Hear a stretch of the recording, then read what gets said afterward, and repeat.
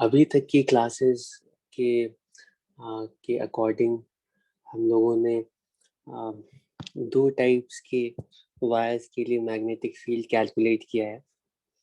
Magnetic field का magnitude, magnetic field की direction का पता लगाया है, और वो है ये स्ट्रेट करंट कैरिंग वायर और current carrying circular current carrying loop.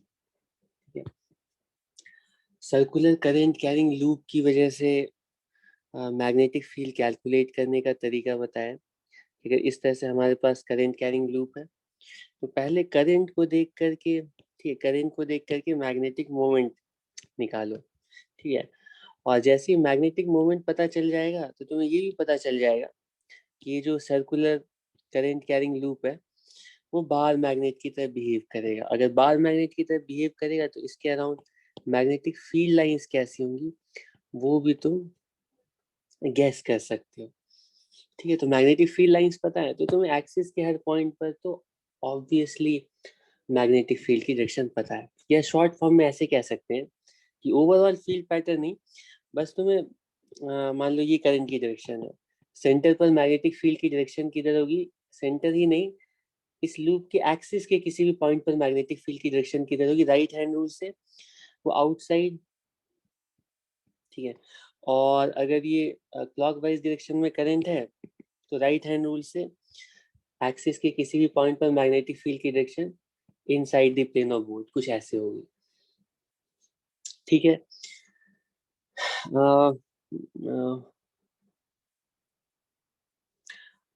what happen magnetic loops of one element beyond center,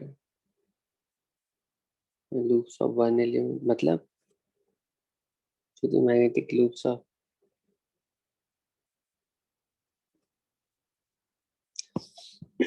नहीं इसको तुम 3D में इमेजिन करो तो ओवरऑल फील्ड लाइंस का पैटर्न।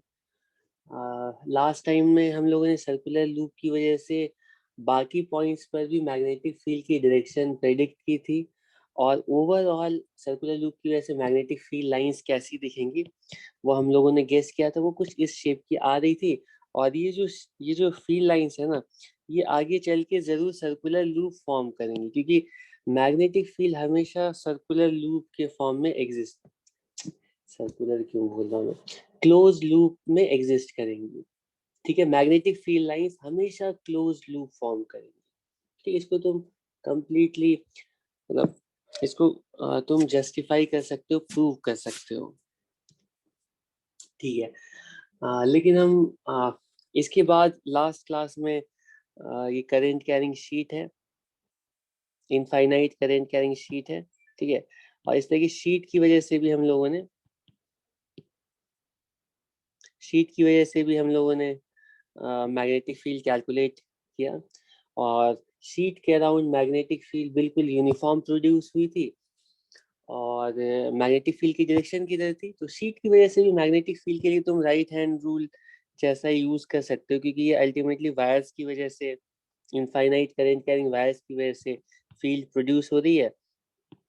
तुम फिंगर्स को कर्ल करके तुम्हें लगेगा एक वायर की वजह से जो फील्ड की डायरेक्शन है वो कुछ ऐसी होगी, सॉरी, एक वायर की वजह से फील्ड की डायरेक्शन कुछ इस तरह की होगी। ठीक है, तो इन सारे वायर्स की वजह से, इनफैक्ट सिर्फ दो वायर के लिए तुम सोचोगे ना, पहले की वजह से फील्ड ऐसी है, ठीक है, दूसरे की वजह से फील्ड ऐसी है, तो यहाँ पे जो फील्ड है ना वो इसकी इंटेंसिटी कम हो जाएगी, बिल्कुल सेंटर पर जैसे जीरो हो जाएगी, और इधर वाली जो फील्ड है ये बढ़ेगी। तो ओवरऑल जो फील्ड लाइंस होंगी वो मुझे लगता है तुम्हें पता होना चाहिए। बिल्कुल पास तो कुछ ऐसे हो जाएगा, बिल्कुल पास तो सर्कुलर होंगी। ठीक है, बिल्कुल पास, उसके बाद की फील्ड लाइंस कैसे होंगी गेस कर सकते हो, कैसे होंगी?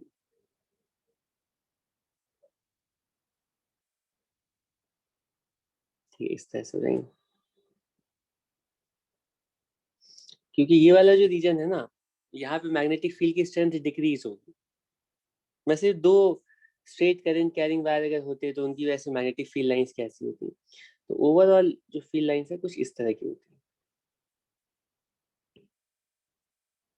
है। ऐसी मैग्नेटिक फील्ड लाइन दो वायर्स की वजह से एग्जिस्ट करती है।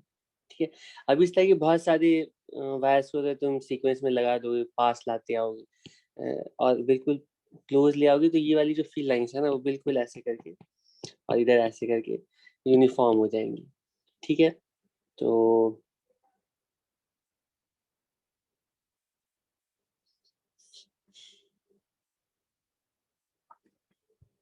एक पॉइंट पर मैग्नेटिक फील्ड की सेम डायरेक्शन हो सकती है। किसी भी एक पॉइंट पर मैग्नेटिक फील्ड की दो डायरेक्शन हो सकती है क्या? बताओ। अगर दो डायरेक्शन नहीं हो सकती है तो मैग्नेटिक फील्ड लाइंस क्यों क्रॉस करेंगे? नहीं क्रॉस करेंगे। ऑब्वियसली ये मैग्नेटिक फील्ड की जो डायरेक्शन है वो फोर्स की डायरेक्शन नहीं है, इसके परपेंडिकुलर फोर्स एक्ट करता है। लेकिन यूनिक फील्ड के करस्पॉन्डिंग ही तो यूनिक फोर्स आएगा। अगर दो फील्ड मैग्नेटिक फील्ड एक पॉइंट पर तुम बोलते हो इधर भी है इधर भी है, तो वहां पर रखे हुए चार्ज के ऊपर भी दो डायरेक्शन में फोर्स आएगी, जो कि पॉसिबल नहीं है। ऐसे भी किसी पॉइंट पे नेट मैग्नेटिक फील्ड किसी एक यूनिक डायरेक्शन में होगी। तो मैग्नेटिक फील्ड लाइंस कुछ ऐसी होंगी और ये बिल्कुल यूनिफॉर्म होंगी।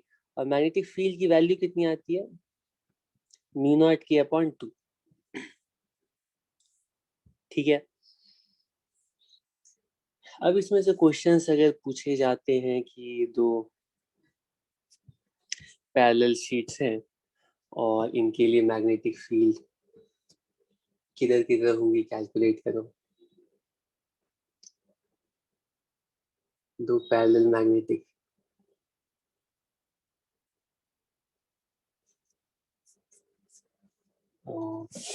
क्वेश्चन में कहा गया है कि बिल्कुल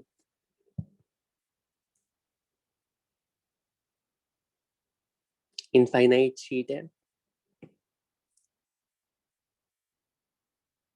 ठीक है, और यहाँ पे जो मैग्नेटिक फील्ड है और दो पैरेलल शीट्स है बिल्कुल, और इनमें करंट कैसे कैसे पास कर रहा है।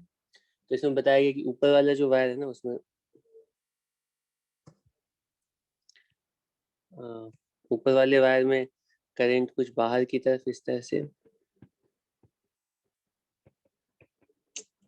ठीक है, और नीचे वाला जो वायर है उसमें करंट की जो डायरेक्शन है वो inside the plane of board है। ठीक है,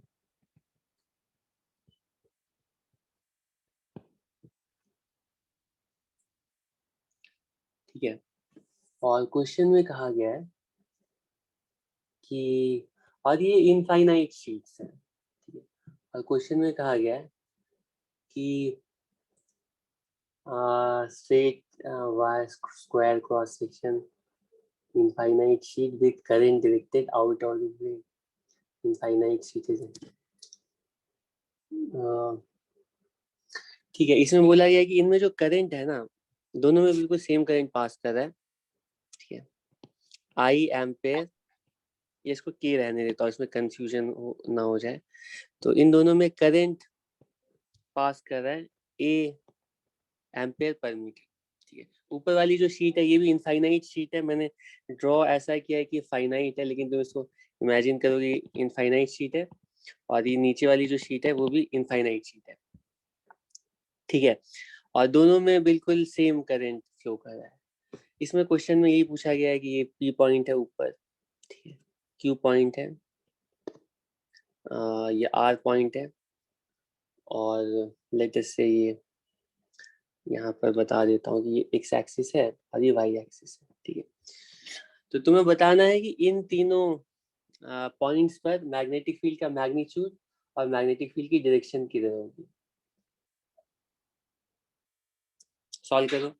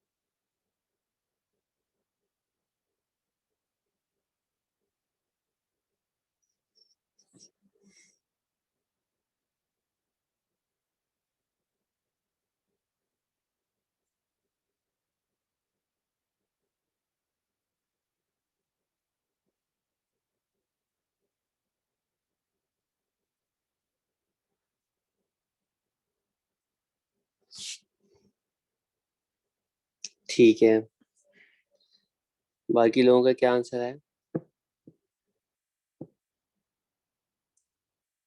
ठीक है, गुड।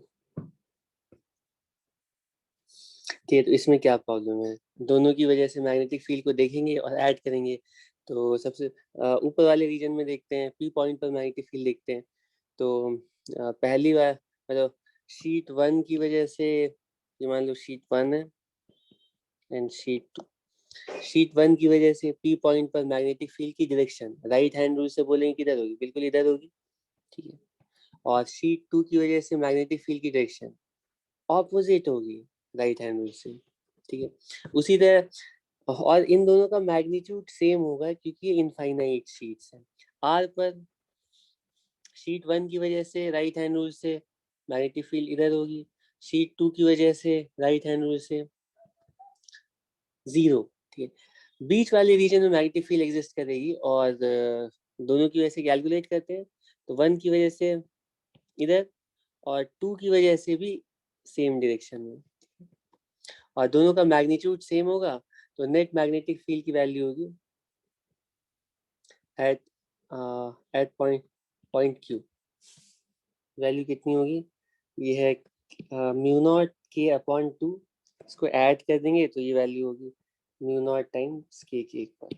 और डायरेक्शन बताना है तो इसको तुम आई कैप लिख दो। ठीक है। और उसमें एक इस तरह का भी क्वेश्चन आता है कि ये, ठीक है, ये एक्स एक्सिस है। ठीक है, लेटर से ये एक्स एक्सिस है और ये वाई एक्सिस है। ठीक है, ये नेगेटिव वाई एक्सिस है। दो इनफाइनाइट करंट कैरिंग वायर्स लेते हैं, दो इनफाइनाइट करंट। लेकिन वो जो इनफाइनाइट करंट कैरिंग वायर्स हैं उनको हमने कैसे रखा है? उनको हमने बिल्कुल जी एक्सिस के अलॉन्ग रखा है। जी एक्सिस के अलॉन्ग कुछ एक वायर यहाँ पर है, बिल्कुल आइडेंटिकल वायर्स है, कुछ ऐसे रखे गए हैं। ये वाली डिस्टेंस ए है और ऐसे ये वाली डिस्टेंस भी ए है। ठीक है, तो क्वेश्चन में कहा गया है कि इन दोनों वायर्स की वजह से maximum magnetic field x axis पे कहाँ पर प्रोड्यूस होगी? एक्स एक्सिस के किस पॉइंट पर मैग्नेटिक फील्ड मैक्सिमम होगी? अच्छा, सेंटर पर मैग्नेटिक फील्ड क्यों किधर की तरफ होगी? अब ये तुम देख सकते हो कि यहाँ पर दोनों वायर्स जो है ना, दोनों वायर्स सेम डायरेक्शन में, दोनों वायर्स के अंदर करंट फ्लो कर रहा है। सेंटर पर मैग्नेटिक फील्ड बिल्कुल जीरो होगी, वन है, टू है। तो मैग्नेटिक फील्ड दोनों की वजह से कैलकुलेट करेंगे, ये पहले की वजह से इधर होगी, दूसरे की वजह से इधर होगी। ठीक है, तो नेट मैग्नेटिक फील्ड जीरो होगी। ठीक है, इसके अलावा बाकी पॉइंट्स पर मैग्नेटिक फील्ड हमें कैलकुलेट करना है। ठीक है, तो ट्राई करो।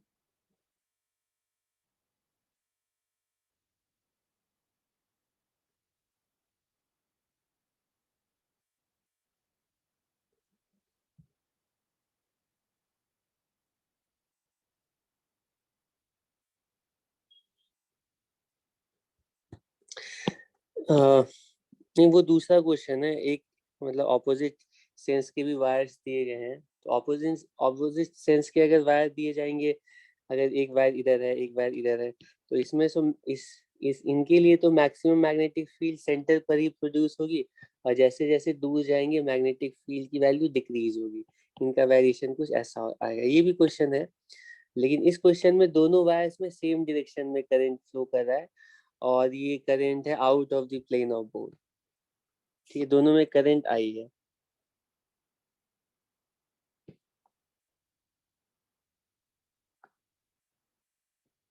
इसमें भी करंट आई है, इसमें भी करंट आई है। सॉल्व करो।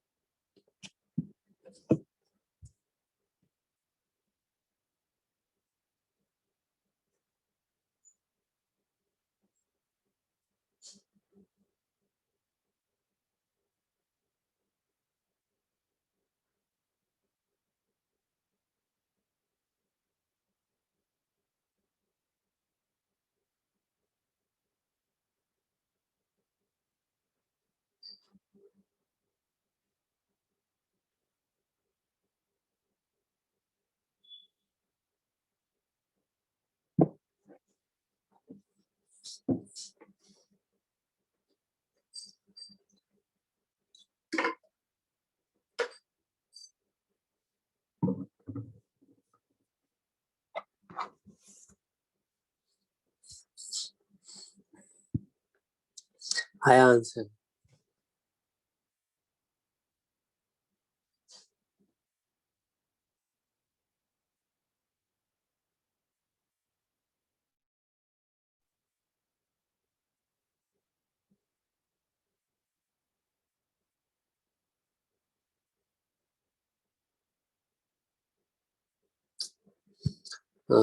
कितना है?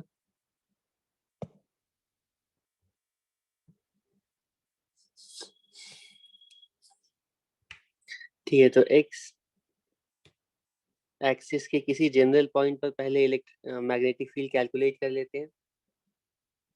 ओके ओके, चेक करते हैं। पहले वायर की वजह से मैग्नेटिक फील्ड की डायरेक्शन किधर होगी? ठीक है, उसी तरह से दूसरे वायर की वजह से मैग्नेटिक फील्ड की डायरेक्शन भी देखेंगे। पहले वायर की वजह से मैग्नेटिक फील्ड की डायरेक्शन आ रही है कुछ राइट हैंड में से, कुछ इधर की तरफ।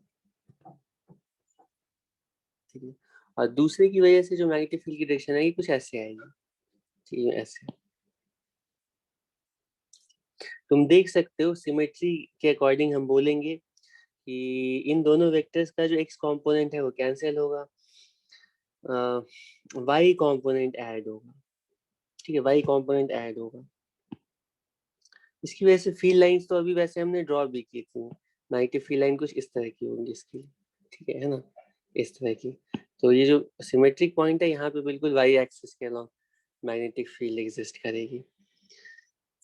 ओके ओके, अगर एक्स एक्सिस के अलोंग मैग्नेटिक फील्ड लाना है तो दोनों में ऑपोजिट डायरेक्शन में करंट होगा। एनीवे मैग्नेटिक फील्ड की वैल्यू कैलकुलेट करते हैं कितनी आ रही है। ठीक है, और ये एंगल थीटा है। तो पहले वायर की वजह से मैग्नेटिक फील्ड की वैल्यू हम लिखेंगे, infinite straight current carrying wire है, mu not I upon 2 pi और इन distance is x square plus a square.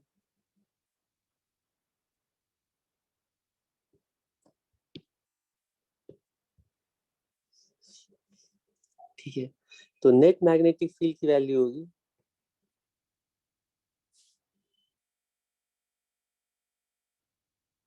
2b cos theta. ठीक है, तो नेट मैग्नेटिक फील्ड की वैल्यू हम लिखेंगे 2 times mu not I, cos theta क्या होगा, बेस अपॉन, तो बेस यहाँ पर x है। ठीक है, अपॉन हाइपोटेनस लिखेंगे, तो ये वैल्यू आएगी 2 pi x square plus a square. ठीक है, ये 2 कैंसिल हो जाएगा, तो नेट मैग्नेटिक फील्ड की वैल्यू आएगी mu not I x upon pi x square plus a square. अब इस फंक्शन का ग्राफ कैसा होगा गेस कर सकते हो?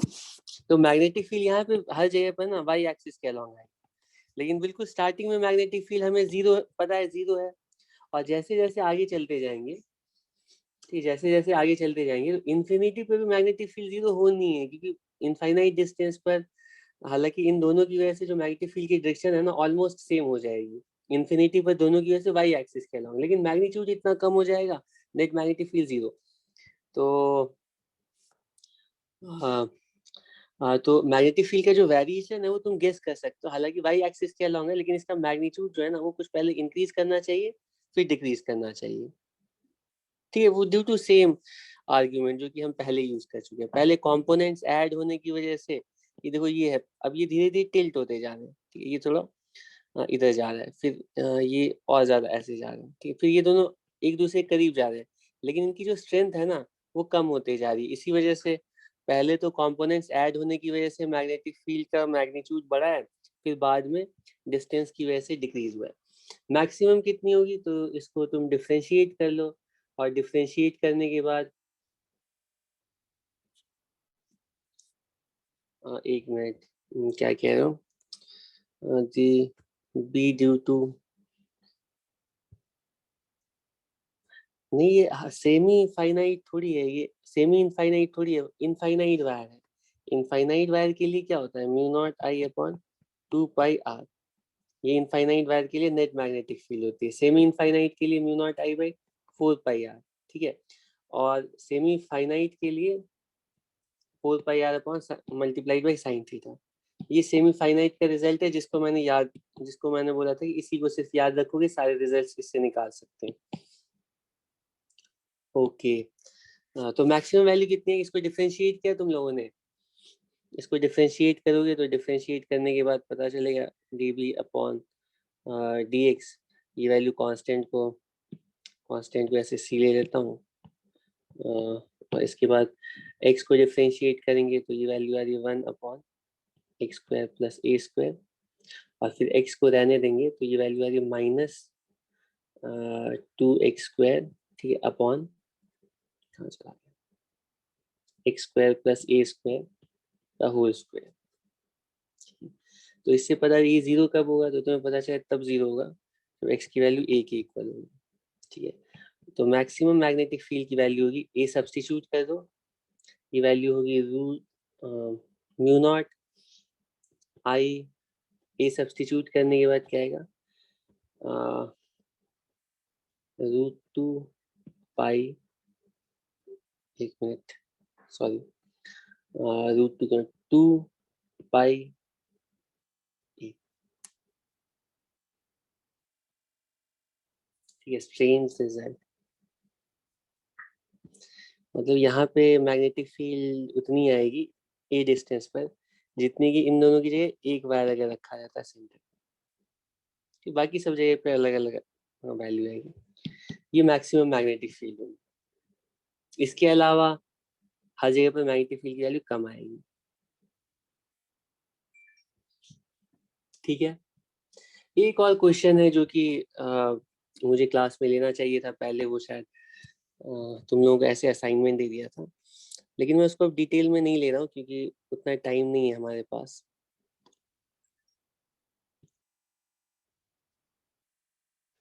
ये वाला क्वेश्चन सॉल्व किया था तुमने?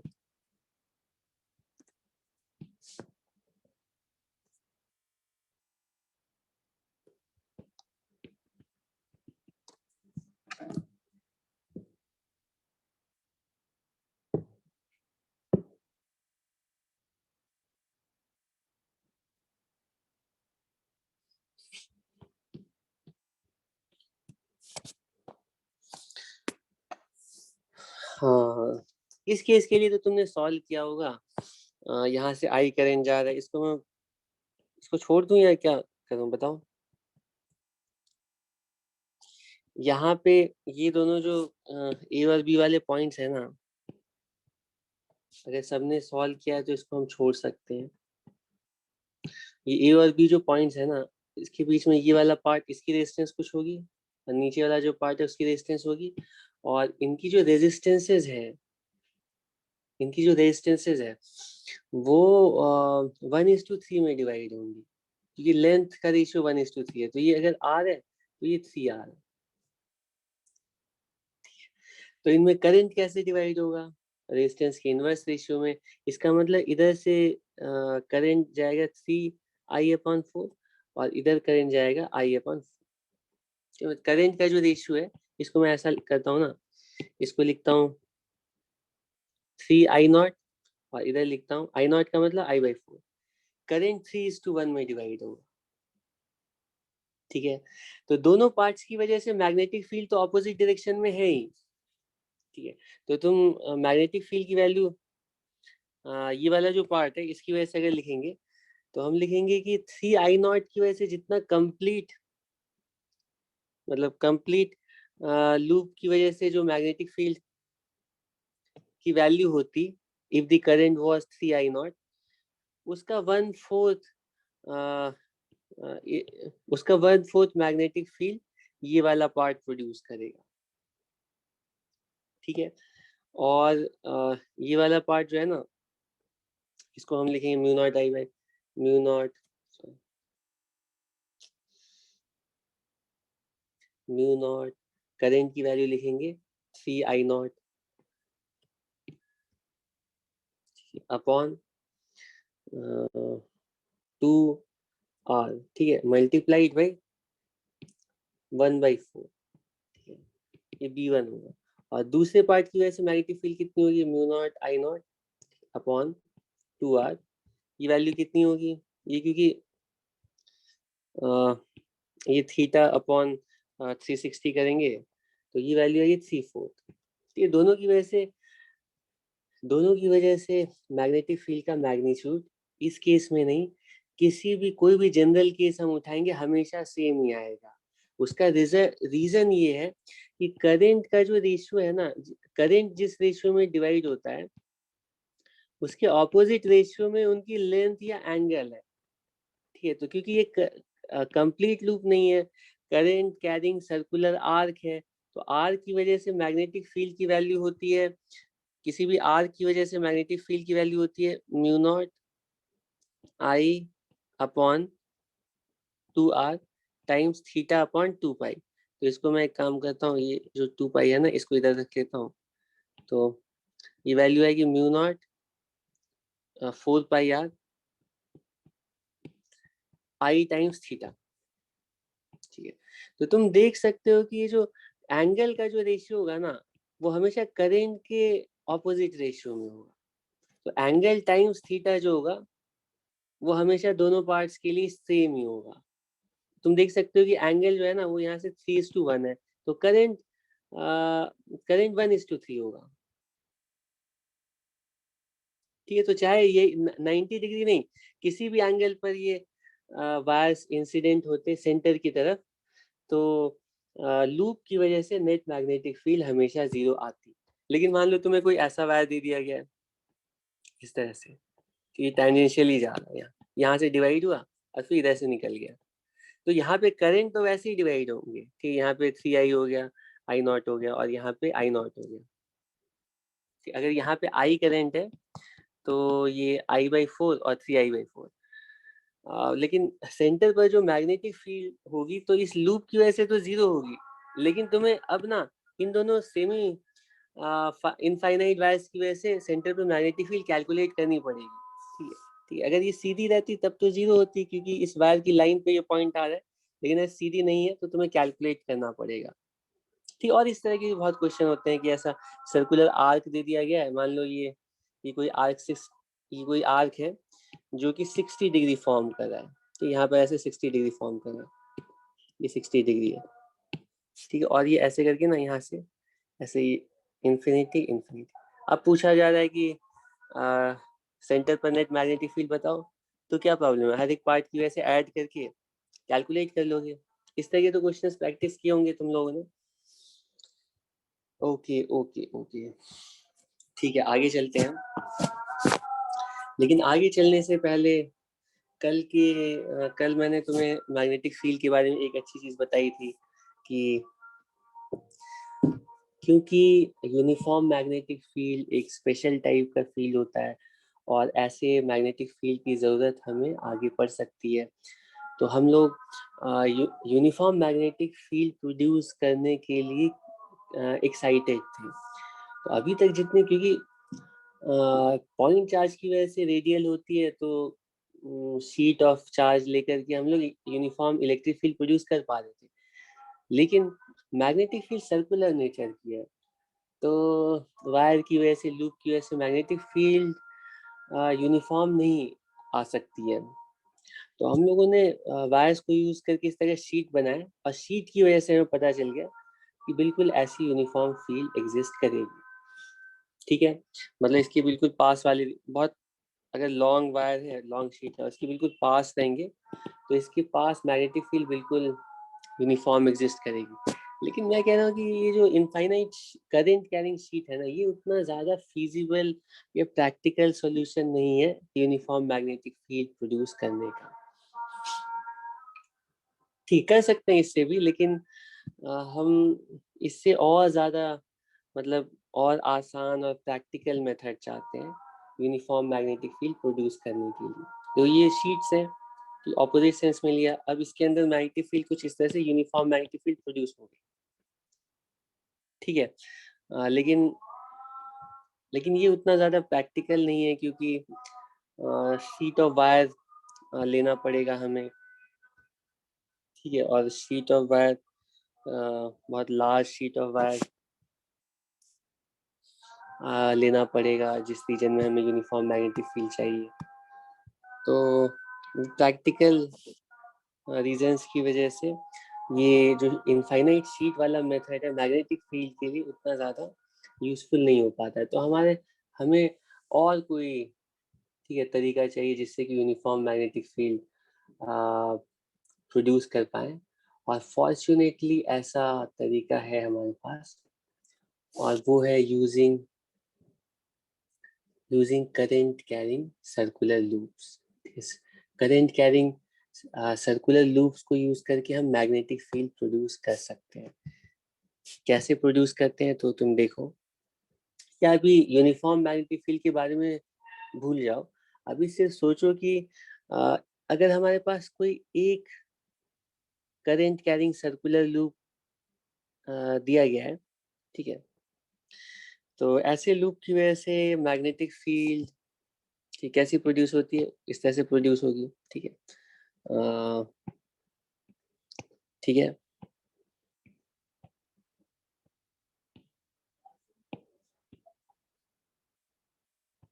इस तरह की मैग्नेटिक फील्ड प्रोड्यूस होगी, ठीक है। अब मैं कह रहा हूँ कि इसमें करंट हम कुछ इस तरह से, ये करंट है, ठीक है। अब मैं तुम लोगों से पूछ रहा हूँ कि अगर बिल्कुल ऐसा ही करंट कैरिंग लूप इसके पैरेलल में यूं ला करके रख दिया जाता है, तो ओवरऑल मैग्नेटिक फील्ड लाइंस का पैटर्न कैसा होगा? कि 1 मिनट का टाइम है, थोड़ा सोचो इसके around overall magnetic field lines का पैटर्न कैसा होगा, ठीक है। प्रेडिक्ट करने की कोशिश करो।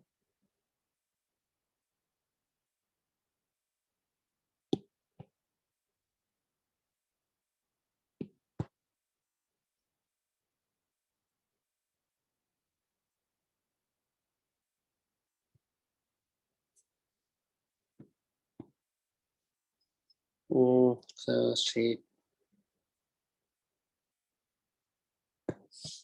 बताओ, इन दोनों करंट कैरिंग वायर्स की वजह से नेट मैग्नेटिक फील्ड, मतलब फाइनल पैटर्न कैसा होगा?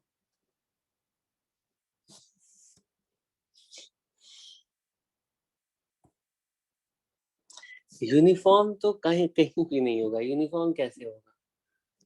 और उसकी डायरेक्शन सेम आ सकती है, लेकिन स्ट्रेंथ कैसे सेम है?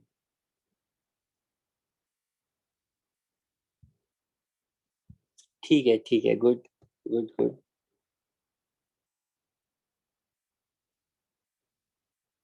ठीक है,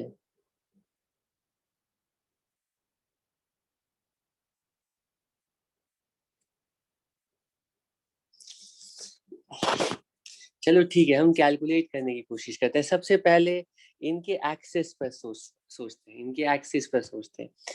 इनके एक्सिस पर, ये इसकी एक्सिस है, इनकी एक्सिस है ये इस तरह से। एक्सिस के किसी भी पॉइंट पर अगर हम मैग्नेटिक फील्ड देखेंगे, तो पहली वाले लूप की वजह से इधर, दूसरी वाली लूप की वजह से इधर, ठीक है, पहली वाली लूप की वजह से दूसरे, तो हर पॉइंट पर मैग्नेटिक फील्ड की डायरेक्शन तो दोनों लूप की वजह से सेम ही होगी, ठीक है। तो मैग्नेटिक फील्ड की कुछ यूं डायरेक्शन होगी, मैग्नेटिक फील्ड लाइन जो सेंट्रल लाइन है वो तो बिल्कुल ऐसी होगी, दोनों लूप की वजह से नेट मैग्नेटिक फील्ड की डायरेक्शन कुछ ऐसी होगी, इसमें तो कोई कंफ्यूजन नहीं है, ठीक है। अच्छा, मैग्नीट्यूड के बारे में कुछ कमेंट कर सकते हो? क्या लगता है तुम्हें? बताओ, मैग्नेटिक फील्ड का मैग्नीट्यूड, ये तुम लोग एक कॉमन सेंस का टेस्ट है। मैक्सिमम मैग्नेटिक फील्ड कहाँ पर होनी चाहिए, क्या लगता है?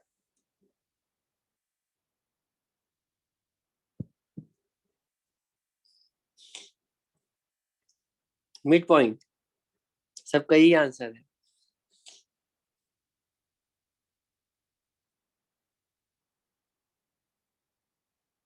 यहाँ पर अच्छा, सबको ऐसा लग रहा है कि सेंटर पर मैग्नेटिक फील्ड मैक्सिमम होनी चाहिए। अच्छा ठीक है, इंडिविजुअल सेंटर्स पर। ओके, और बाकी लोगों को क्या लगता है?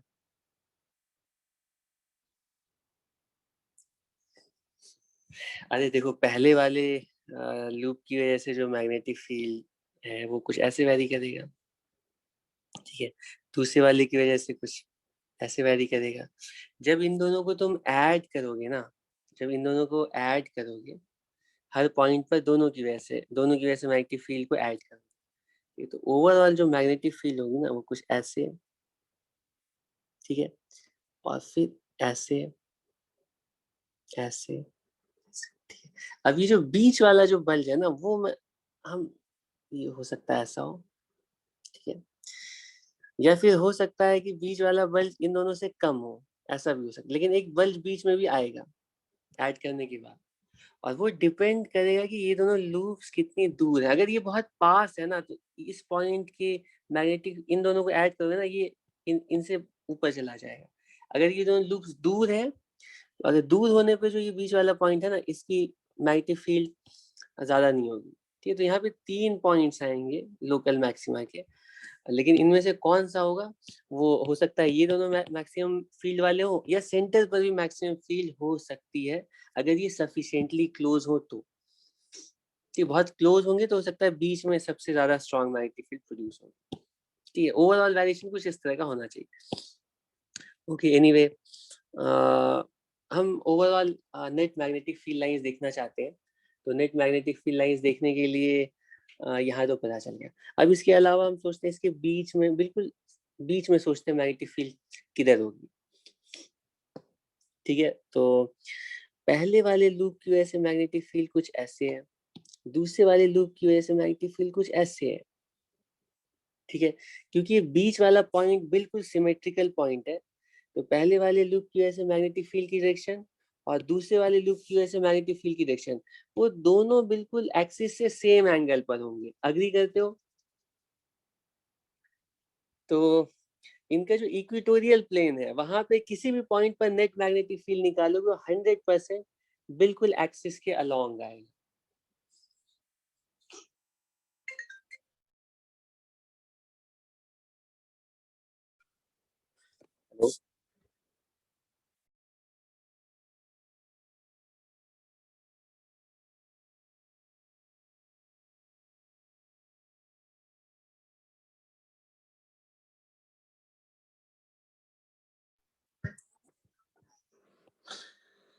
ठीक है, तो जो इसका इक्वेटोरियल प्लेन है वहां पर मैग्नेटिक फील्ड बिल्कुल एक्सिस के अलोंग आएगी। और ठीक है, इसके अलावा बाकी पॉइंट्स पर सोचते हैं, मतलब ये वाला जो प्लेन है ना, यहाँ पर तो मैग्नेटिक फील्ड बिल्कुल एक्सिस के अलोंग है, ठीक है। अब उसके अलावा बाकी पॉइंट्स पर सोचते हैं, ठीक है। तो थोड़ा सा लेफ्ट पर जाकर के सोचते हैं, इधर वाले पॉइंट पर बताओ मैग्नेटिक फील्ड की डायरेक्शन किधर होगी, किधर होगी। तुम देख सकते हो कि ये जो पहला वाला जो अ,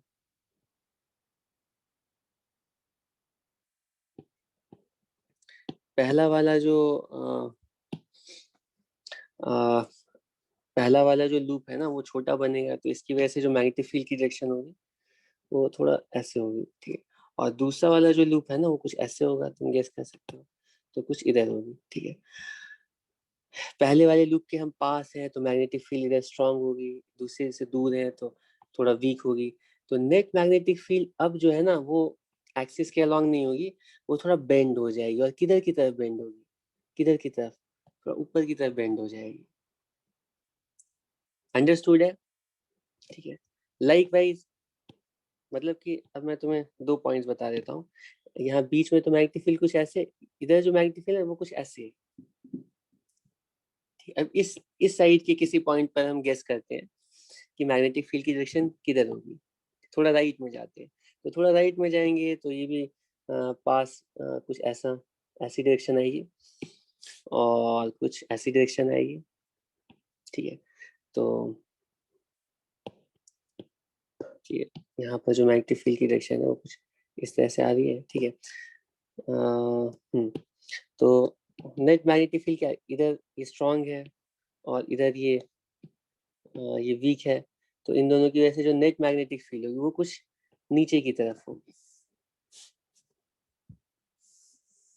ठीक है, ऑब्वियस है, समझना आसान है। तो नेट मैग्नेटिक फील्ड की डायरेक्शंस अगर तुम रैंडम पॉइंट्स पे निकालोगे तो ये बीच में तो ऐसी मैग्नेटिक फील्ड होगी, लेकिन इधर जो मैग्नेटिक फील्ड होगी ना कुछ ऐसी होगी, इधर वाली जो मैग्नेटिक फील्ड होगी ऐसी होगी। तो ओवरऑल जो फील्ड लाइन का पैटर्न है वो तुम थोड़ा बहुत अब गेस कर सकते हो कि ओवरऑल फील्ड लाइन का जो पैटर्न है वो कुछ इस टाइप का होगा। ठीक है, इस टाइप का होगा, ऐसे। ठीक है, और भी तुम बाकी इन सारे पॉइंट्स पर चेक करना, तो मैग्नेटिक फील्ड कुछ इधर होगी।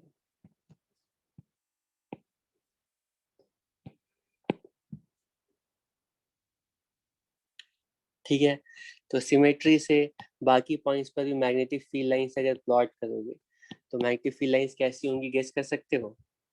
ठीक, ऐसे आएगी मैग्नेटिक फील्ड, थोड़ा सा यहाँ पे ऐसे बल्ज होगी। ठीक है, फिर उसके बाद ऐसे करके बाहर चली जाएगी, फिर ऐसे आएगी मैग्नेटिक फील्ड, थोड़ा बल्ज होगी, ऐसे चली जाएगी। ठीक है, और यहाँ पे और ज्यादा बल्ज होगी।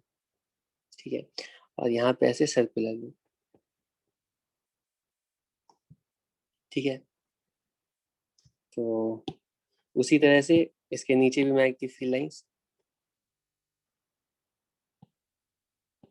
मैं थोड़ा जल्दी जल्दी बता रहा हूँ क्योंकि फील्ड लाइंस ड्रॉ करने का तरीका इलेक्ट्रिक फील्ड में हम लोगों ने बहुत मतलब कई बार ये एक्सरसाइज की हुई है, तो तुम्हें प्रॉब्लम नहीं होनी चाहिए।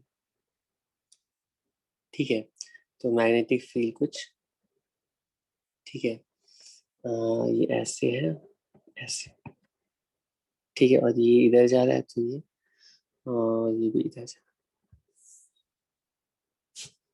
ठीक है, अब क्वेश्चन है कि अगर हम इसी तरह के बहुत सारे लूप्स ऐसे स्टैक करने पैरेलल में, तो ओवरऑल जो मैग्नेटिक फील्ड लाइंस का पैटर्न है वो कैसा होगा, बता सकते हो।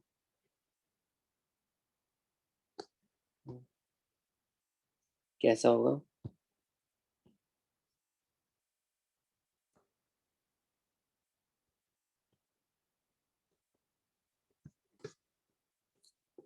जैसे जैसे पास लाते जाएंगे ना, तो मैग्नेटिक फील्ड लाइंस का थोड़ी सी बस विजुअलाइजेशन चाहिए। ये थोड़ा सा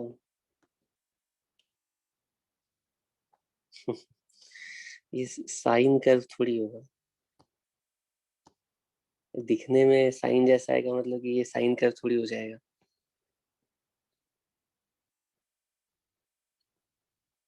ठीक है, ये थोड़ी बहुत यहाँ पे ना इस तरह से कि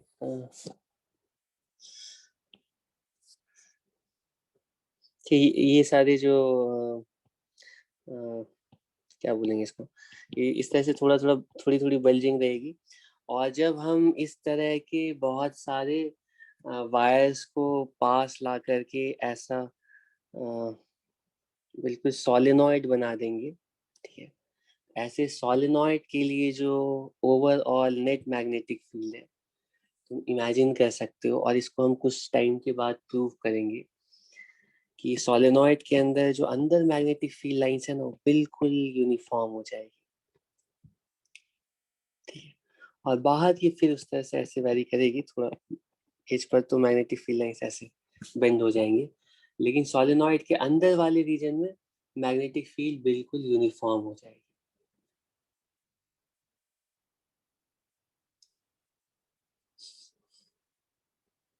ठीक है, ठीक है, तो चलो थोड़ा सोचते हैं कि अम, अभी तक हम लोगों ने जितना भी पढ़ा इसमें सोर्सेस, हाँ हाँ, एग्जैक्टली इन सारे लूप्स को अगर हम सफिशिएंटली क्लोज लाएंगे और क्लोज ला करके सोलेनॉइड बनाएंगे, तो तुम एक चीज तो देख पा रहे हो कि सोलेनॉइड के अंदर जो है ना, मैग्नेटिक फील्ड लाइंस बिल्कुल यूनिफॉर्म जैसी हो गई है। इसको मैं प्रॉपरली प्रूव भी करूंगा, लेकिन ये एक और तरीका है जिससे कि तुम यूनिफॉर्म मैग्नेटिक फील्ड प्रोड्यूस कर सकते हो। ठीक है, और ज्यादातर केसेस में हम यूनिफॉर्म मैग्नेटिक फील्ड ऐसे ही प्रोड्यूस करते हैं, सोलेनॉइड्स को यूज करके। ठीक है, सोलेनॉइड्स बनाना ज्यादा आसान है कंपेयर टू वायर। लो उसको ऐसे वाइंडिंग करते जाओ किसी भी सिलेंडर के राउंड, और फिर सिलेंडर हटा लो, सोलेनॉइड रेडी है। इसको यूज करके बिल्कुल यूनिफॉर्म मैग्नेटिक फील्ड तुम प्रोड्यूस कर सकते हो। ठीक है, अलग अलग टाइप्स के जो मैग्नेटिक फील्ड के सोर्सेज हैं उन पर थोड़ा हम फोकस करते हैं। तो सबसे पहले तुमने बार मैग्नेट देखा था। ठीक है, बार मैग्नेट की वजह से मैग्नेटिक फील्ड लाइंस कैसी आती हैं। ठीक है, तो आयरन फाइलिंग्स रख करके हमें पता चलता है कि मैग्नेटिक फील्ड लाइंस कुछ ऐसी आती। ठीक है, मैग्नेटिक फील्ड लाइंस कुछ ऐसी आती है।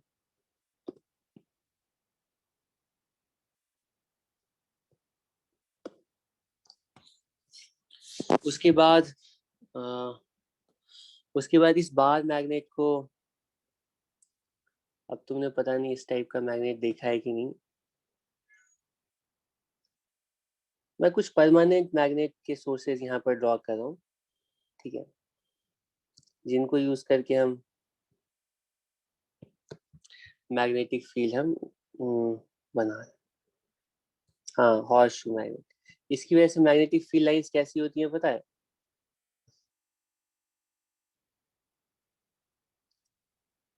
तुम कोई भी एग्जांपल देख सकते हो, इसमें जो फील्ड लाइंस है इंटरेस्टिंगली हमेशा सर्कुलर लूप में ही एग्जिस्ट करेंगी। ठीक है, इधर नॉर्थ है, मान लो साउथ है, तो नॉर्थ से साउथ की तरफ। ठीक है, इसके बाद पता चला कि करंट कैरिंग वायर वो भी मैग्नेटिक फील्ड के सोर्सेज हैं। तो करंट कैरिंग वायर की वजह से भी बिल्कुल, ठीक है, क्लोज लूप में मैग्नेटिक फील्ड लाइंस प्रोड्यूस होती हैं। और जैसे, ठीक है, ये अगर हमारे पास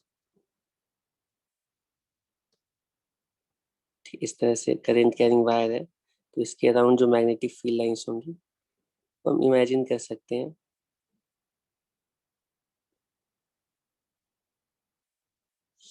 हाँ, इसके बाहर फील्ड नहीं होगी, वो तुम्हें पता चल जाएगा अभी। थोड़ा सा, ठीक है, ये करंट कैरिंग वायर है, करंट इसके अंदर फ्लो करे तो इसके अराउंड मैग्नेटिक फील्ड लाइंस कुछ इस तरह से प्रोड्यूस होती हैं। और फाइनली हमने सर्कुलर लूप की वजह से मैग्नेटिक फील्ड देखा। सर्कुलर लूप की वजह से मैग्नेटिक फील्ड कैसे आती है, तो कुछ इस तरह से। ठीक है, और वो कुछ इस तरह से, इस तरह से। ठीक है, और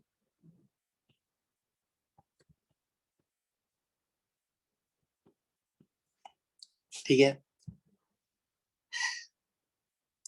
तो सोर्स कोई भी हो, तुम देख सकते हो कि मैग्नेटिक फील्ड लाइन हमेशा बिल्कुल क्लोज लूप में एग्जिस्ट कर रही है। और फिर हमने इन सारे लूप्स को यूज करके ना ऐसा सोलेनॉइड बना लिया। ठीक है, सोलेनॉइड रेडी हो गया।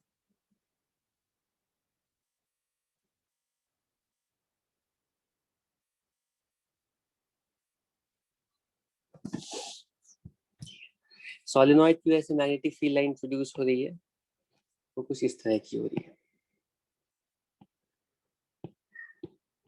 अभी देखा है ना, इस तरह से।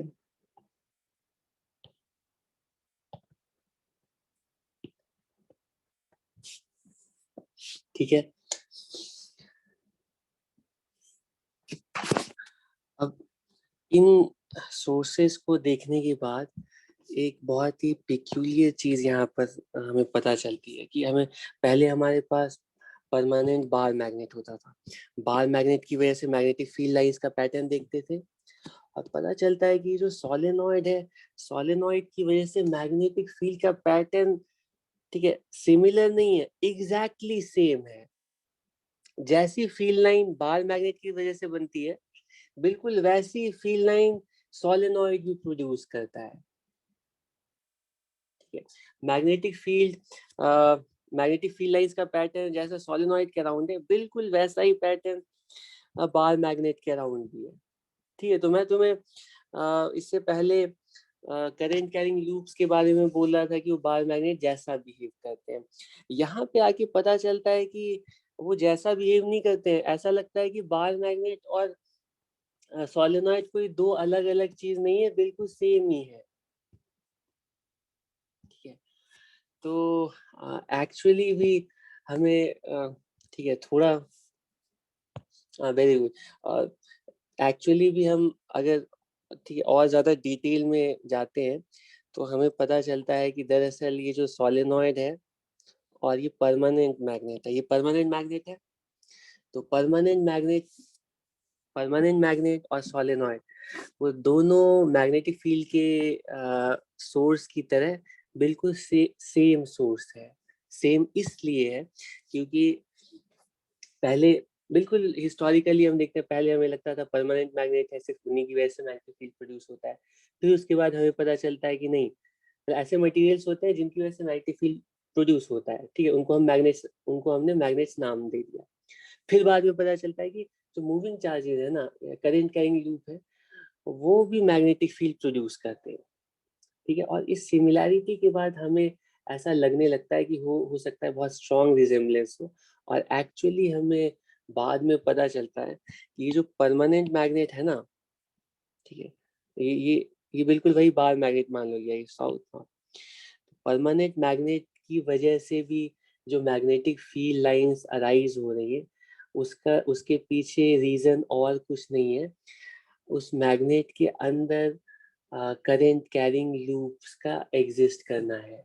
किसी भी मटेरियल को हम उठाते हैं तो उस मटेरियल के अंदर एटम्स होते हैं। ठीक है, और एटम्स के अराउंड सर्कुलेटिंग इलेक्ट्रॉन्स होते हैं। ठीक है, मूविंग चार्जेस होते हैं। ठीक है, हर एटम के लिए मैंने तुम्हें बताया था कि हर एटम के अंदर डाइपोल्स होते हैं, और डाइपोल्स मिल करके पोलराइज होने के बाद डाइपोल्स की वजह से कोई भी मटेरियल जो है वो इलेक्ट्रिक फील्ड प्रोड्यूस कर सकता है। ठीक है, ये तुम्हें याद है या नहीं है? अगर हम इलेक्ट्रिक फील्ड के अंदर रखते थे ना, चलो बोर्ड दिखाता हूँ, इलेक्ट्रिक फील्ड के अंदर किसी मटेरियल को रखते थे, ठीक है, ऐसे डाइलेक्ट्रिक को रखते थे, तो इसके अंदर इलेक्ट्रिक डाइपोल्स एग्जिस्ट करते थे, और वो सारे इलेक्ट्रिक डाइपोल्स अलाइन होने की वजह से वो भी इंड्यूस इलेक्ट्रिक फील्ड प्रोड्यूस करते थे। ठीक है, लेकिन जिस तरह से किसी भी मटेरियल के अंदर इलेक्ट्रिक डाइपोल एग्जिस्ट करते हैं, वैसे ही हर एक किसी भी मटेरियल के अंदर के जो एटम्स है ना, वो एटम उस एटम के अंदर जो सर्कुलेटिंग इलेक्ट्रॉन्स है, वो एक मिनिएचर करंट कैरिंग लूप की तरह बिहेव करेगा। तो अल्टीमेटली मटेरियल का हर एक एटम मैग्नेटिक डाइपोल भी है, इलेक्ट्रिक डाइपोल भी हो सकता है पोलराइजेशन के बाद, क्योंकि चार्जेस मूविंग भी हर एक एटम के अंदर प्रेजेंट है। तो हर एक एटम मैग्नेटिक डाइपोल की तरह भी बिहेव कर सकता है। ठीक है, हर एक एटम मैग्नेटिक डाइपोल की तरह बिहेव करता है।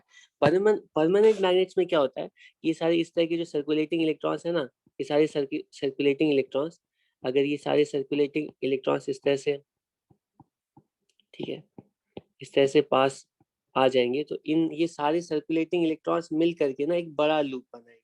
ये तुम्हें पता नहीं अब तक समझ में आ जाना चाहिए कि मान लो एक लूप हमने ऐसा लिया, ठीक है, और फिर दूसरा लूप ऐसा लिया करंट का, तो ये दोनों मिल करके ना, ये लार्ज है, जो ओवरलैपिंग नेचर है ना, सॉरी, जो ओवरलैपिंग साइड्स है, वहां पे नलीफाई हो जाता है, सिर्फ बाउंड्री पे करंट एग्जिस्ट करती है। तो इस तरह का और लूप लिया, ठीक है, इस तरह का और लूप लिया, तो तुम देख सकते हो कि सिर्फ बाउंड्री वाला लूप एग्जिस्ट करेगा, और बीच में जो ये करंट है वो ऑपोजिट सेंस में होने की वजह से वो नलीफाई हो जाएंगे। तो ये छोटे छोटे लूप्स है ना, ये बिहेव करे एक लार्जर करंट कैरिंग लूप की तरह। ये तो एक लूप में ड्रॉ किया, तो एक लेयर में ड्रॉ किया, इस तरह नीचे वाले लेयर में, नीचे वाले लेयर, हर लेयर में अगर हम करंट कैरिंग लूप को अगर ऐसे हम, एक मिनट मैंने इसको, हर एक लेयर में अगर हम इस तरह से करंट कैरिंग लूप को देखेंगे, ठीक है, तो ये जो मटेरियल है, ठीक है, ये भी बिहेव करेगा सोलेनॉइड की तरह। ठीक है, तो हम बोलते थे परमानेंट मैग्नेट की तरह सोलेनॉइड बिहेव करता है। एक्चुअली परमानेंट मैग्नेट नहीं, सोलेनॉइड की तरह परमानेंट मैग्नेट बिहेव करता है, क्योंकि परमानेंट मैग्नेट और कुछ नहीं है, वो भी करंट कैरिंग सर्कुलर लूप्स का सोलेनॉइड है। ठीक है, तो ऐसे मटेरियल की वजह से मैग्नेटिक फील्ड तो सेम प्रोड्यूस होनी चाहिए। परमानेंट मैग्नेट की वजह से भी बिल्कुल वैसी मैग्नेटिक फील्ड प्रोड्यूस होगी जैसे कि सोलेनॉइड की वजह से होती है, क्योंकि ये खुद भी हर एक बार मैग्नेट खुद एक सोलेनॉइड है। ठीक है, उबेर कौन सा पॉइंट कह रहे हो, ये करंट कैरिंग लूप वाला? ठीक है, मैं कह रहा हूँ कि एक वायर लो तुम, ठीक है, और उसमें ये ऐसे इसमें करंट फ्लो कर रहा है, ये स्क्वायर शेप का करंट कैरिंग वायर ला, बिल्कुल ऐसा ही करंट कैरिंग वायर, अरे इसी बिल्कुल ऐसा ही करंट कैरिंग वायर एक और लाया और पास में रख दिया, जिसमें सेम सेंस में, इसमें भी क्लॉकवाइज इसमें भी क्लॉकवाइज। जब दोनों को स्टिक करके रखेंगे, ये दोनों को चिपका देंगे ऐसे करके, ठीक है, तो ये वाला जो पार्ट है ना कॉमन, तुम देख सकते हो, इधर वाली वायर में नीचे, इधर वाली वायर में ऊपर, तो ये बिहेव करेगा ऐसे लार्जर लूप की तरह। अच्छा, इसमें कोई प्रॉब्लम नहीं है। एटम के अंदर मैं कह रहा हूँ कि इलेक्ट्रॉन सर्कुलेट कर रहे हैं, ठीक है, तो सर्कुलेटिंग इलेक्ट्रॉन का कुछ ना कुछ नेट, ठीक है, जो सर्कुलेटिंग इलेक्ट्रॉन है, ठीक है, वो भी तो करंट कैरिंग लूप की तरह बिहेव करेगा। इलेक्ट्रॉन अगर अपने ऑर्बिट में सर्कुलेट कर रहे हैं, तो ये भी तो मूविंग चार्जेस हैं और ये भी करंट कैरिंग लूप है, ठीक, क्योंकि चार्जेस सर्कुलेट कर रहे हैं, तो हम इसको भी इमेजिन कर सकते हैं कि ये सर्कुलर लूप है। ठीक है, अगर ये करंट कैरिंग सर्कुलर लूप है, तो ये भी वैसे ही मैग्नेटिक फील्ड प्रोड्यूस करेगा जैसे कि कोई independent current carrying loop produce करता है। ठीक है, लेकिन मैं कह रहा हूँ कि एटम के अंदर इस तरह के जो छोटे छोटे सर्कुलर लूप है ना, ये इस तरह से स्टैक हो करके ना, तो अल्टीमेटली इसके अंदर भी करंट एग्जिस्ट करेगा, लेकिन वो बाउंड्री पे एग्जिस्ट करेगा। ठीक है, तो ये बार मैग्नेट भी एक्चुअली सोलेनॉइड ही था, इसीलिए ये सोलेनॉइड की तरह मैग्नेटिक फील्ड प्रोड्यूस कर रहा था।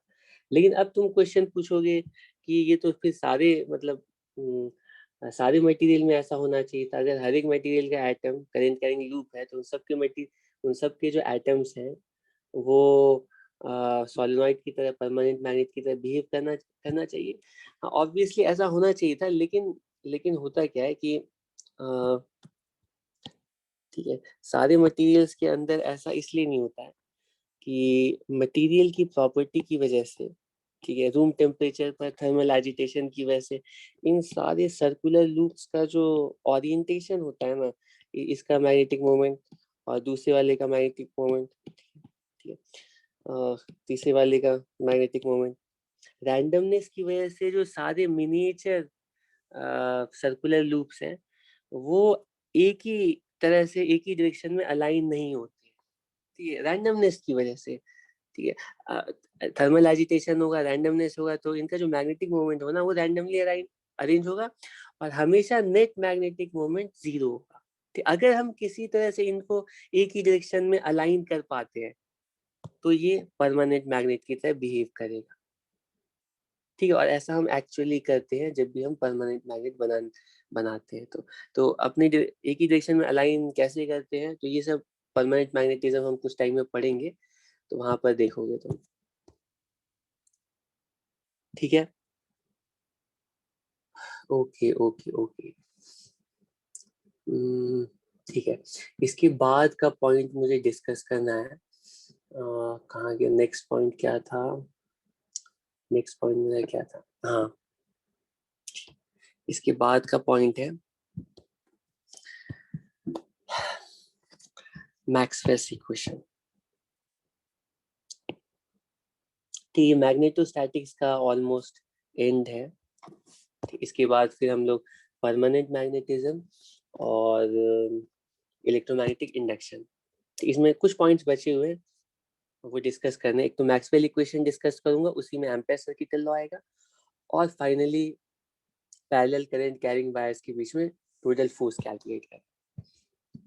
ठीक है, ठीक है। तो इलेक्ट्रोस्टैटिक्स में, ठीक है, हम बोलते थे इलेक्ट्रिक फील्ड क्योंकि कन्वर्जिंग डाइवर्जिंग नेचर की होती है, ठीक है, और इलेक्ट्रिक फील्ड प्रोड्यूस करने वाले रियल सोर्सेज होते हैं, पॉजिटिव चार्ज नेगेटिव चार्जेस, जो कि इंडिपेंडेंटली एग्जिस्ट करते हैं। इलेक्ट्रिक फील्ड प्रोड्यूस होती है, नेचर में ऐसे एंटिटीज एग्जिस्ट करती हैं, पॉजिटिव चार्ज नेगेटिव चार्ज, जिनसे कि इलेक्ट्रिक फील्ड अराइज होती है, टर्मिनेट होती है।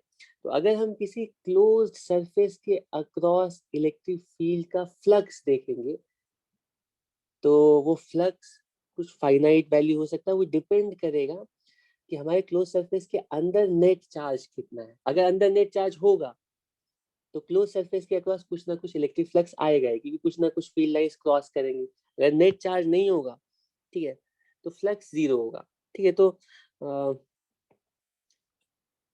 पहली इक्वेशन थी इलेक्ट्रिक फील्ड के सरफेस इंटीग्रल से रिलेटेड। इलेक्ट्रिक फील्ड के सरफेस इंटीग्रल का मतलब होता है कि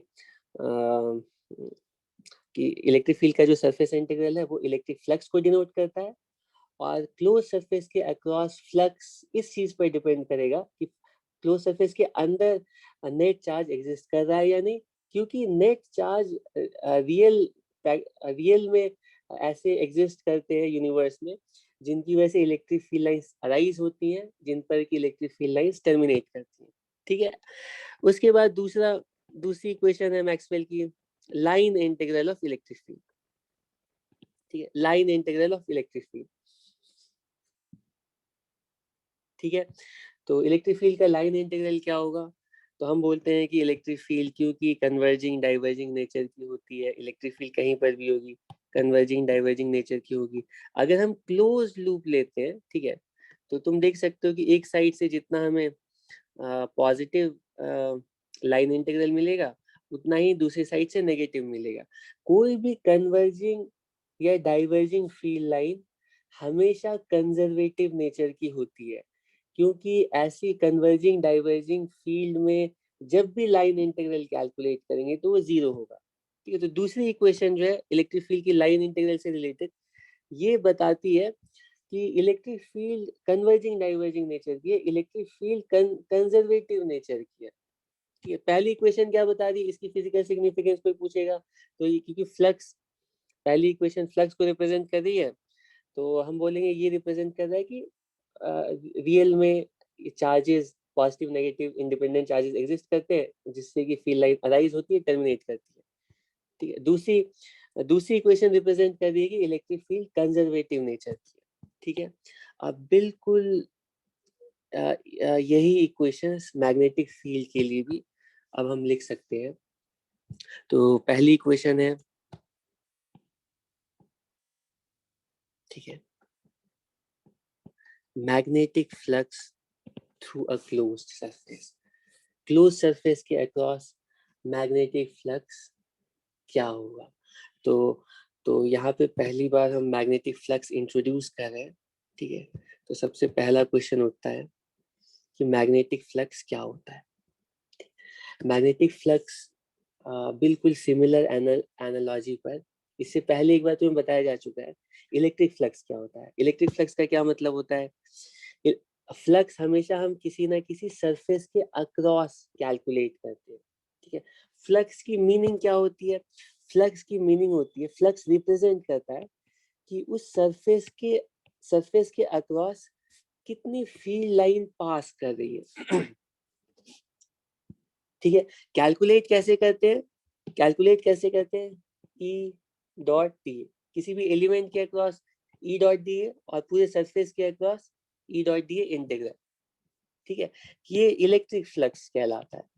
किसी भी सरफेस के अक्रॉस इलेक्ट्रिक फ्लक्स कैलकुलेट करना है, तो ये देखोगे कि उस सरफेस के हर एक एलिमेंट से ठीक कितनी फील्ड लाइंस पास कर। ठीक है, ये ऐसे करके मान लो हमारे पास इस तरह का कोई सरफेस है, ठीक है, और ये मान लो इलेक्ट्रिक फील्ड लाइंस है। ठीक है, तुम्हें फ्लक्स कैलकुलेट करना है तो एक एक करके हर एक एलिमेंट के अक्रॉस, ठीक है, तुम्हें ये देखना होता है कि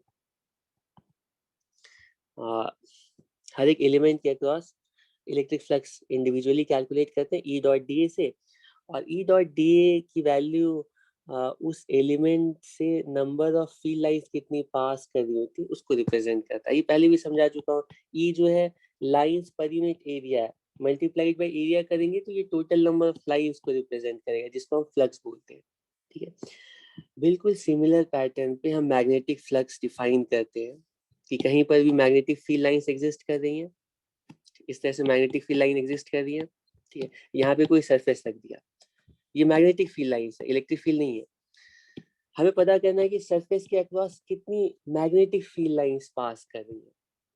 ठीक है, जिस तरह से electric field lines electric field represent करता है कि जिस तरह से electric field number of field lines पर यूनिट एरिया को रिप्रेजेंट करता है, जिस तरह से इलेक्ट्रिक फील्ड का मैग्नीट्यूड नंबर डेंसिटी को डिनोट करते हैं, उसी तरह से मैग्नेटिक फील्ड का भी मैग्नीट्यूड किसी पॉइंट पर नंबर डेंसिटी को रिप्रेजेंट करता है। जिसका मतलब है कि जहाँ पे मैग्नेटिक फील्ड स्ट्रांग है वहां पे नंबर ऑफ लाइंस पर यूनिट एरिया ज्यादा होंगी, जहाँ पर मैग्नेटिक फील्ड वीक है वहां पे number of magnetic field lines पर यूनिट एरिया कम होंगी। तो किसी भी सरफेस के अक्रॉस हम मैग्नेटिक फ्लक्स लिखते हैं, ये फाइव भी लिखते हैं, फाइव एम भी लिखते हैं। ये कितना होगा? अगर यूनिफॉर्म फील्ड है तो बी डॉट डी, और अगर नॉन यूनिफॉर्म फील्ड है तो फिर हर एक एलिमेंट के अक्रॉस कैलकुलेट करेंगे, एलिमेंट के अक्रॉस बी डॉट डी है, और फिर इसको इंटीग्रेट कर देंगे। ठीक है, ये तो किसी भी ओपन सरफेस के अक्रॉस मैग्नेटिक फ्लक्स हो गया। और इसके भी सिंपल एग्जांपल्स हमें बिल्कुल वैसे ही क्वेश्चंस पूछे जा सकते हैं जैसे इलेक्ट्रिक फ्लक्स में पूछे जाते थे। मान लो सर्कुलर ऐसे करके हेमिस्फेयर दे दिया गया और यहाँ पे यूनिफॉर्म मैग्नेटिक फील्ड दे दी गई, पूछा जा रहा है कि कितना फ्लक्स होगा। ठीक है, तो तुम इसके प्रोजेक्टेड एरिया को देख करके यहाँ पर भी मैग्नेटिक फ्लक्स कैलकुलेट कर सकते हो। ठीक है, ये तो ओपन एरिया है, तो ओपन एरिया के अक्रॉस फ्लक्स मैग्नेटिक फ्लक्स की वैल्यू कैलकुलेट कर सकते हो मैग्नेटिक फ्लक्स की डेफिनेशन यूज करके। ठीक, बिल्कुल वैसे ही जैसे इलेक्ट्रिक फ्लक्स कैलकुलेट करते हैं। तो इसमें मैं कोई एग्जांपल ले नहीं रहा हूँ क्योंकि तुम ऐसे क्वेश्चंस मैग्नेटिक फ्लक्स वाले क्वेश्चन भी कर लोगे जैसे इलेक्ट्रिक फ्लक्स कैलकुलेट करते थे। ठीक है, मैक्सवेल की तीसरी इक्वेशन रिलेटेड है इस मैग्नेटिक फ्लक्स से रिलेटेड। ठीक है, तो अगर हम कोई कहीं पर भी मैग्नेटिक फील्ड लाइंस एग्जिस्ट कर रही है, ठीक है, इस तरह से अगर हम कोई क्लोज्ड लूप कंसीडर करते हैं, करते हैं तो क्लोज्ड सरफेस कोई क्लोज्ड सरफेस अगर हम कंसीडर करते हैं तो क्लोज्ड सरफेस के अक्रॉस टोटल मैग्नेटिक फ्लक्स कितना होगा? बताओ, टोटल मैग्नेटिक फ्लक्स कितना होगा क्लोज सरफेस के अक्रॉस? अब तुम सोच सकते हो कि हमारे पास कैसा भी सोर्स हो, मैग्नेटिक फील्ड लाइंस हमेशा सर्कुलर लूप में एग्जिस्ट करती है। ठीक है, हमारे पास कैसा भी सोर्स हो, मैग्नेटिक फील्ड लाइन लूप में एग्जिस्ट करती है। इसका कोई स्टार्टिंग पॉइंट या एंड पॉइंट होता ही नहीं है, जैसे कि चार्जेस के लिए होता था। चार्जेस में अलग अलग पॉइंट होते थे, यहाँ पे प्लस क्यू होता था, माइनस क्यू होता था। प्लस क्यू से चार्ज फील्ड निकल रही है, माइनस क्यू पर टर्मिनेट हो रही है। ठीक है, तो ये जो मैग्नेटिक फील्ड है उसके लिए कोई ऐसा मतलब इंडिपेंडेंट सोर्स नहीं है जिससे कि मैग्नेटिक फील्ड लाइंस इमर्ज हो रही है, मैग्नेटिक फील्ड लाइन टर्मिनेट हो रही है। नॉर्थ पोल और साउथ पोल तो इंडिकेटर्स है, लेकिन ओवरऑल जो मैग्नेटिक फील्ड लाइंस है वो यहाँ से ऐसे स्टार्ट होती है फिर सर्कुलेट होकर के वहीं पर आती है। ठीक है, तो हम बोलते हैं कि कभी भी नेचर में नॉर्थ पोल और साउथ पोल इंडिपेंडेंटली जैसे चार्ज अलग अलग एग्जिस्ट करते हैं, मैग्नेटिक पोल्स कभी भी इंडिपेंडेंटली एग्जिस्ट नहीं करते हैं, जिसकी वजह से जो मैग्नेटिक फील्ड लाइंस है वो बिल्कुल सर्कुलर क्लोज लूप में एग्जिस्ट करती हैं। और अगर क्लोज लूप में मैग्नेटिक फील्ड लाइन एग्जिस्ट करेंगी तो तुम्हें क्या लगता है, हम चाहे अपना क्लोज सरफेस कहीं पर भी ले, यहाँ पर ले, अपना क्लोज सरफेस कहीं पर भी ले, हमेशा हमारे क्लोज सरफेस में जितनी लाइन एंटर करेंगी ना उनको एग्जिट भी करना पड़ेगा। अगर ऐसा मान लो यहाँ पर नॉर्थ पोल कोई इंडिपेंडेंट एग्जिस्ट कर रहा होता तो यहाँ से मैग्नेटिक फील्ड इमर्ज कर रही होती, नेट फ्लक्स होता। अगर मान लो इंडिपेंडेंट साउथ पोल नेचर में एग्जिस्ट करता, ठीक है, तो हमारे सरफेस के अंदर अगर कोई साउथ पोल आ जाता तो वहां पे मैग्नेटिक फील्ड लाइंस टर्मिनेट करती, नेट फ्लक्स एग्जिस्ट करता। क्योंकि क्योंकि इंडिपेंडेंट नॉर्थ और साउथ पोल्स नेचर में एग्जिस्ट नहीं करते हैं, क्योंकि बहुत टाइम तक हम लोग इंडिपेंडेंट नॉर्थ पोल और साउथ पोल, ठीक है, हम लोग सर्च करते रहे कि कोई ऐसा मटेरियल मिले जो कि इंडिपेंडेंट नॉर्थ पोल की तरह बिहेव करे, नॉर्थ साउथ पोल की तरह बिहेव करे। तो फिर मैग्नेटिक फ्लक्स नॉन जीरो हो सकता था, लेकिन अभी तक ऐसा मिला नहीं है। और वो मिलना भी क्यों चाहिए था? नॉर्थ पोल और साउथ पोल तो हमने रिजेम्बलेंस की वजह से लिख दिया था, हालांकि यहाँ पे कोई पॉइंट है ही नहीं जहाँ से फील्ड ओरिजिनेट कर रही है। ऐसा कोई पॉइंट है ही नहीं जहाँ पे एक्चुअली टर्मिनेट कर रही है, ठीक है। पहले हमारे पास जो बाहर मैग्नेट होता था, इसके अंदर फील्ड कैसी है नहीं देख पाते थे, हम सिर्फ बाहर की फील्ड लाइंस देख पाते थे। हम इलेक्ट्रिक डाइपोल रखते थे, उसके लिए फील्ड लाइन देखते थे, और मैग्नेटिक डाइपोल रखते थे, उसके लिए फील्ड लाइन बिल्कुल सेम है। तो हमें ऐसा लगता था पहले, जब हमें पता नहीं था कि मटेरियल के अंदर मैग्नेटिक फील्ड क्यों अराइज हो रही है, कैसे अराइज हो रही है। क्योंकि हम देखो, जो बार मैग्नेट है ना, बार मैग्नेट के अंदर के पॉइंट्स पर मैग्नेटिक फील्ड किधर है, कितनी है, वो हम कैसे कैलकुलेट करें? हम तो बाहर आयरन फाइल्स रख करके मैग्नेटिक फील्ड या कॉम्पास रख करके मैग्नेटिक फील्ड देख सकते हैं। तो पहले के लोगों ने बाहर देखा कि फील्ड लाइन बिल्कुल वैसी है जैसे इलेक्ट्रिक डाइपोल के लिए।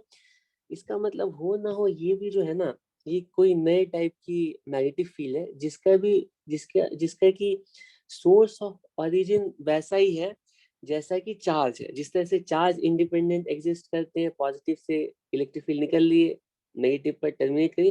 तो एनालॉजी लेकर के हमने बोला कि ऐसा एक नॉर्थ पोल अंदर होगा जहां से ये मैग्नेटिक फील्ड निकल रही है, ठीक है, और ऐसा एक साउथ पोल होगा, ठीक है, जहां पर मैग्नेटिक फील्ड एंटर कर रही है, ठीक है। लेकिन हमें पता नहीं था असल में अंदर जैसे जाते हैं ना, तो यहाँ पे आती नहीं है, ये एक्चुअली सर्कुलेट करके वापस उसी पॉइंट पर पहुंच जाती है। ऐसा इलेक्ट्रिक डाइपोल के लिए नहीं हो। इलेक्ट्रिक डाइपोल के बीच में भी देखोगे तो फील्ड पॉजिटिव से नेगेटिव होगी, ठीक है, लेकिन मैग्नेटिक डाइपोल के अंदर के पॉइंट्स पर अगर तुम फील्ड को चेक करो, बाहर तो मैग्नेटिक फील्ड बिल्कुल से सिमिलर है, रिजेंबल कर रही है, लेकिन अंदर जो है ना, ये फील्ड कुछ ऐसे जाकर के लूप कंप्लीट कर रही है, ठीक है। तो हम इसको नॉर्थ पोल को ढूंढने के लिए इसको ब्रेक कर देते हैं, ठीक है। ब्रेक करने पे पता चलता है, ब्रेक करने पे फिर से फील्ड देखते हैं तो हमें लगता है कि शायद इसमें नॉर्थ पोल आ गया होगा, तो यहाँ से सिर्फ मैग्नेटिक फील्ड लाइंस एग्जिट कर रही होंगी, एंटर, तो फिर से हमें वैसी फील्ड लाइन मिल जाती है। तो हम बोलते हैं ब्रेक करने के बाद असल में यहाँ पे एक और सा, मतलब ऐसा लगता है कि यहाँ पे फिर से नया साउथ पोल क्रिएट हो गया। एक्चुअली वो क्रिएट नहीं हो रहा था, actually magnetic field line circular nature की एग्जिस्ट करती है यूनिवर्स में। ये नॉर्थ पोल और साउथ पोल रियल में कोई ऐसा सोर्स है ही नहीं। एनीवे, तो ये जो थर्ड इक्वेशन है मैग्नेटिक फील्ड के लिए,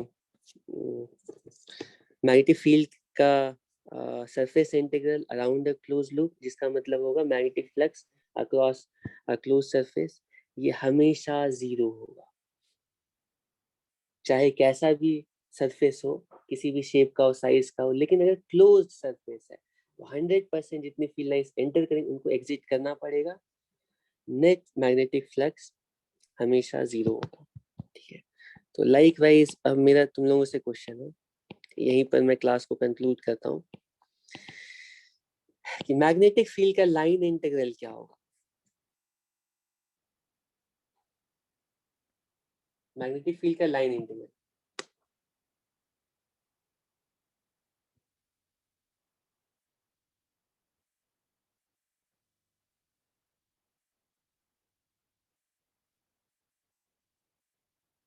मैग्नेटिक फील्ड का लाइन इंटीग्रल जीरो होगा या नॉन जीरो होगा, ये पूछ रहा हूँ। क्या मैग्नेटिक फील्ड कंजर्वेटिव हो सकता है? मैग्नेटिक फील्ड लाइंस क्या कंजर्वेटिव नेचर की हो सकती हैं? Magnetic field,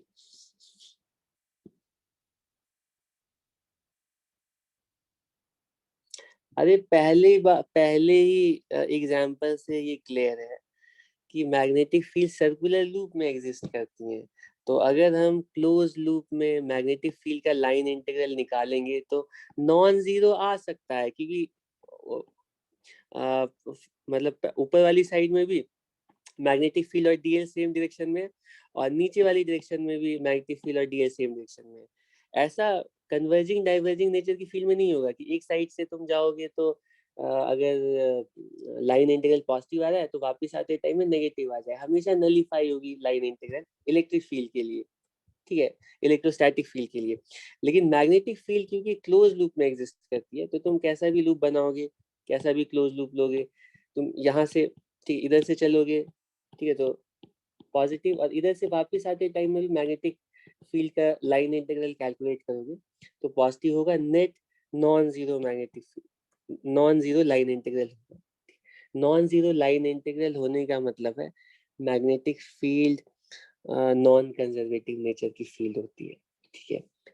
electrostatic field conservative nature की फील्ड होती है, magnetostatic field non conservative nature की फील्ड होती है, ठीक है। लेकिन इसकी वैल्यू कितनी है वो भी हम कैलकुलेट कर सकते हैं, वो हमें पता है, कैलकुलेट नहीं, पता कर सकते हैं, मतलब पता है, वो पता है हमें, वो नेक्स्ट क्लास में डिस्कस करेंगे, ठीक है। That's all for today.